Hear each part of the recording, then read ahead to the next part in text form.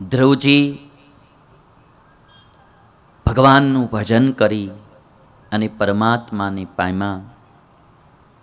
આ બાજુ એમના પિતા ઉત્તાનપાદ, એમને બહુ ચિંતા થતી હતી. એકદમ ઉદાસ જીવન જીવતા હતા.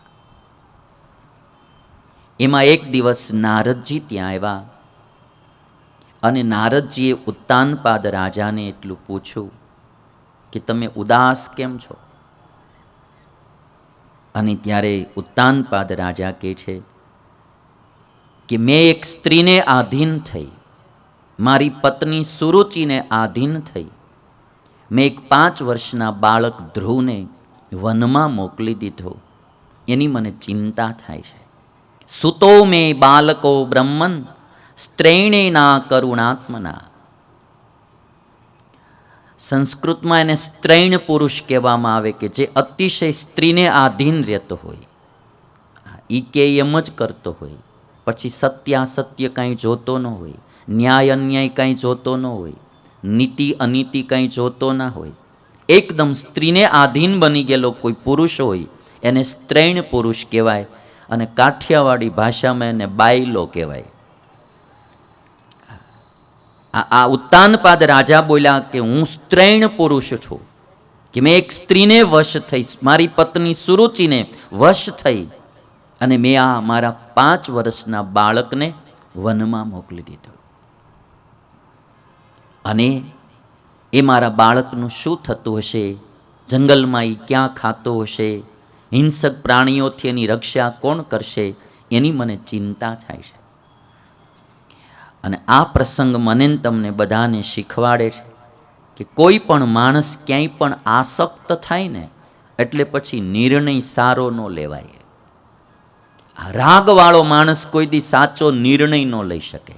આસક્તિવાળો માણસ કોઈ પણમાં એને મોહ થયો, પછી ધનમાં કે સ્ત્રીમાં કે સત્તામાં સંપત્તિમાં ગ્રુપમાં ક્યાંય પણ કોઈ પણને આસક્તિ થઈ, મોહ થયો, એનામાં વાસના બંધાણી, પછી માણસનો નિર્ણય કોઈ દી સારો ન હોય. પછી જે નિર્ણય લેવાય એ લગભગ પોતાને બીજાને દુઃખી કરનારો નિર્ણય લેવાય. અને એટલા માટે એમ કહેવાય કે અમુક સ્થાનો ઉપર તો માણસો વિરક્ત હોવા જોઈએ. જો રાગી માણા ત્યાં આવી જાય તો કોઈનું ભલું થાય નહીં. એક ધર્મની ગાદી અને બીજી રાજગાદી, એના ઉપર માણસ વૈરાગવાળો હોવો જોઈએ, રાગવાળો નહીં. આ રાજા છે ઉત્તાનપાદ, રાજગાદી ઉપર બેઠા છે, પણ એક સ્ત્રીને આધીન થયા તો પોતાના પુત્ર સાથે જ અન્યાય કર્યો, એ પ્રજા સાથે શું ન્યાય કરી શકે? એક શાંતનુ રાજા સ્ત્રીમાં મોહિત થયા અને પોતાના પુત્ર ભીષ્મ સાથે જ એને, જોકે એણે કર્યો નથી, પણ ભીષ્મએ સામે ચાલીને પિતાના સુખ માટે હસ્તિનાપુરનું રાજ છોડ્યું. જ્યાં જ્યાં ક્યાંય પણ આસક્તિ થઈ ત્યારે લગભગ બધાનું દુઃખનું કારણ બન્યું છે. અને એટલા માટે જે માણસ વૈરાગી છે આ દુનિયામાં, એ જ માણસ પોતાનું અને બીજાનું ભલું કરી શકે. રાગી માણસ પોતાનું પણ બુરું કરે અને બીજાનું પણ બુરું કરે. આસક્તિવાળો માણસ અને વૈરાગી માણસ કેટલાયનું ભલું કરે. અમારે તમારે જામનગરથી બહુ દૂર નથી શેખપાટ ગામ. તમે અહીંથી થોડેક દૂર જાઓ, 15-20 કિલોમીટર શેખપાટ ગામ આવે. અને શેખપાટમાં અમારા નિષ્કુળાનંદ સ્વામીનું જન્મસ્થાન. આજે સ્વામિનારાયણ સંપ્રદાયમાં વૈરાગની મૂર્તિ કોઈ કહેવાય તો એ નિષ્કુળાનંદ સ્વામી, અને નિષ્કુળાનંદ સ્વામીની જન્મભૂમિ એટલે શેખપાટ. મહાત્મા ગાંધી જેવા વૈરાગી પુરુષને પણ આ નિષ્કુળાનંદ સ્વામીની નોંધ લેવી પડી. મહાત્મા ગાંધી વૈરાગી પુરુષ હતા, પણ છતાંય પોતાની આત્મકથામાં ગાંધીજી આ નોંધ લીધી કે મારા બાળપણમાં વિવાહ થયેલા, એકદમ બાળપણમાં વિવાહ થયેલા, પત્ની આવેલી, હજી કોઈ કામ વાસનાની ખબર નહોતી પડતી, પણ એક નવું પાત્ર ઘરમાં આવ્યું તો એની સાથે રમવું, બેસવું, આટલી જ ખાલી ઈચ્છા, બીજી કોઈ ઈચ્છા નહીં. એક બાજુ પિતાજી બીમાર, એના પગ દબાવવા જાઓ એક બાજુ પત્નીને મળવાનું મન થાય, બાપુજી જ્યાં સુધી આમ રજા ન આપે ત્યાં સુધી જવાય નહીં. પહેલાંના જમાનામાં બધા લગભગ માતા પિતાના પગ દબાવવા જતા અને બાપાઓ લગભગ અડધી કલાક પછી જ રજા દેતા. પેલા હાથે દબાવી લઈ, પછી પાછું એટલાથી અને નો આમ જરા હો વળે એટલે પછી પાછો ખરપિયો લાકડી લઈ ઉપર ચડવાનું, માથે હાલવાનું. એ માથે હાલી લઈ ત્યારે પછી એને જરાક પગ મોકળા થાય. એટલે ગાંધીજી કે એક બાજુ બાપુજી રજા દઈને એક બાજુ જવાની ઈચ્છા થાય અને પછી તો વાટ જોતો કે એમ કે બટા રાખ એટલે ઉપડું ઈ કેમ. પણ પછી ગાંધીજી જ્યારે આત્મકથા લખી ત્યારે એમ લખ્યું કે એ પ્રસંગને યાદ કરું ત્યારે મને નિષ્કુળાનંદ સ્વામીનું પદ યાદ આવે, ત્યાગ ન ટકે રે વૈરાગ્ય વિના. અને આ નિષ્કુળાનંદ સ્વામીનું પદ યાદ આવે ત્યારે મને એ થયેલી ભૂલ એ મારા હૃદયમાં સાલે છે, કેતા ખટકે છે કે હું આવો આસક્ત માણા કે પિતાજીની સેવા પણ મનથી ન કરી શક્યો. આવા ગાંધીજી જેવા ગાંધીજીને પ્રેરણા આપનારું પદ એ રચના કરનારા નિષ્કુળાનંદ સ્વામી, ત્યાગ ન ટકે રે વૈરાગ્ય વિના.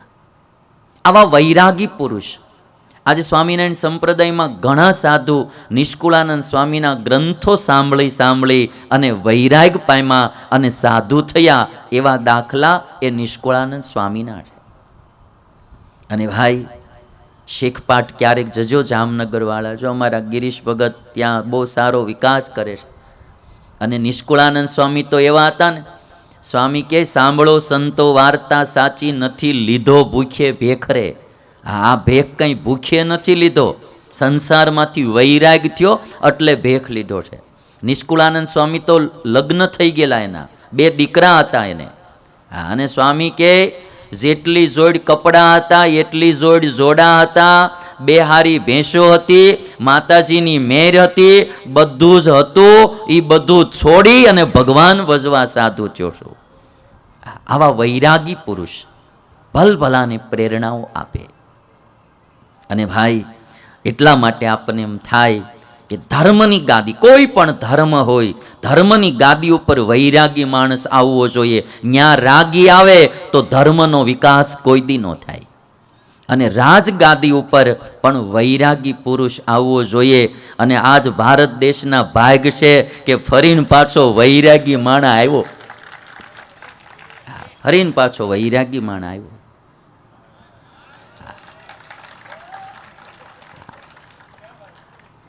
બૈરા હોય ને તો એ પીનું માર્યા જ કરે. આપણા એક તો હક ભારત દેશના રાજામાં કોઈ પીન નો મારે, એક હક રહી ભાઈ.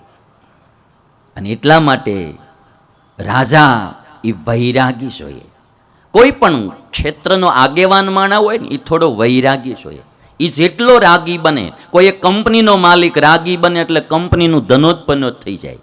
અમુક નામ લઈને કહેવાય નહીં, બાકી તમે જો દુનિયામાં જાણતા હો ને તો ખ્યાલ આવે કે રાગી માણસ એ કોઈ દી વિકાસ ન કરી શકે, રાગી માણસ કોઈનું ભલું ન કરી શકે, એ પોતે પણ ડૂબે અને બીજાને ડૂબાડે. વૈરાગી પુરુષ એ આ દેશ માટે, દુનિયા માટે સુખકારી છે.